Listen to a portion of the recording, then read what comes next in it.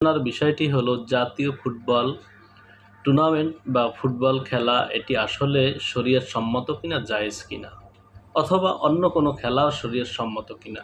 Cricket খেলা, অথচ carrom board, অথচ লুডো, অথচ অন্য কোনো খেলা, যাই হোক না কেন, আসলে এই খেলাগুলো ইসলাম বা শরীয়ত সমর্থন করে কিনা।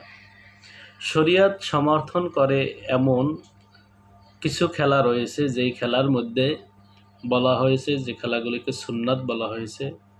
যেমন আপনার সাঁতার কাটা, এটা কিন্তু হাদিসের ভাষায় একে সুন্নাত বলা হয়েছে। কুস্তি খেলা, এটাকে কিন্তু সুন্নাত বলা হয়েছে। অর্থাৎ এই খেলাগুলি জায়েজ। আপনি সাঁতার কাটেন, আপনি ব্যায়াম করেন, এক্সারসাইজ করেন, আপনি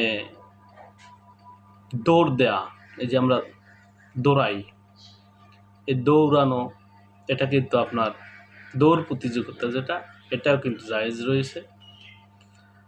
অন্যদিকে আপনি কুস্তি খেলার কথা তো বললামই। এভাবে কিছু খেলা রয়েছে যেগুলা শরীয়ত সম্মত। তার কারণ হলো এর ভিতরে শরীরের শারীরিক উপকার রয়েছে, দৈহিক উপকার রয়েছে। তবে খেলা তখনই ইসলাম সমর্থন করবে যেই খেলার ভিতরে তিনটা শর্ত পাওয়া যায়।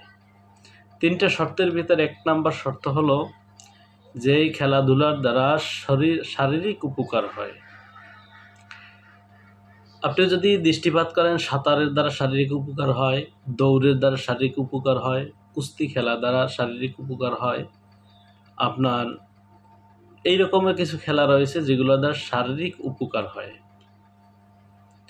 অন্যদিকে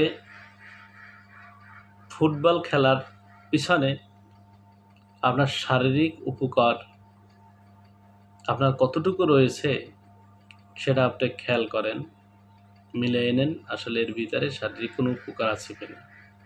শুধু শারীরিক উপকার থাকলেই যে খেলাটা শরীয়ত সম্মত হবে তাও নয়, যেহেতু তিনটা শর্তের কথা বলা হয়েছে।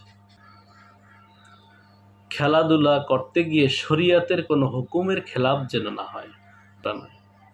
যেমন যাহারাই ফুটবল খেলেন, কোনো ফুটবল খেলোয়াড়ই কিন্তু আপনার স্বাভাবিকভাবে খেলাধুলা করেন না। তারা অবশ্যই শর্ট প্যান্ট পরে খেলাধুলা করেন, যেটা ফরজ তরফ হয়।